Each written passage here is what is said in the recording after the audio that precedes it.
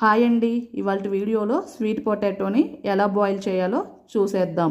ముందుగా ఒక బౌల్ తీసుకొని స్వీట్ పొటాటోని ఇలా వాటర్తో శుభ్రంగా 2-3 టైమ్స్ కడుక్కోవాలి. ఇలాగా తొడిమలను కట్ చేసుకోవాలి.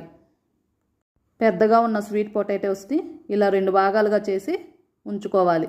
ఇప్పుడు స్టవ్ వెలిగించి ఇడ్లీ పాత్ర పెట్టుకొని 2 గ్లాసెస్ వాటర్ పోసుకోవాలి. ఇడ్లీ ప్లేటుకు ఈ విధంగా నెయ్యి అప్లై చేసుకోవాలి. ఇప్పుడు స్వీట్ పొటాటోస్ని దీనిలో ఇలాగ పెట్టుకోవాలి. వీటిపైన నెయ్యి అప్లై చేసేసి మూత పెట్టేసి 20 మినిట్స్ మీడియం ఫ్లేమ్లో పెట్టి ఉడికించుకోవాలి. ఇప్పుడు మూత తీసి చెక్ చేద్దాం. స్వీట్ పొటాటో బాగా ఉడికిపోయింది. ఈ విధంగా ఉడికిన తర్వాత స్టవ్ ఆపేయాలి. తర్వాత ఇలా ప్లేట్లోకి తీసుకుంటే స్వీట్ పొటాటో రెడీ. ఈ వీడియో నచ్చితే please like, share and subscribe చేసుకోండి. Thank you for watching this video.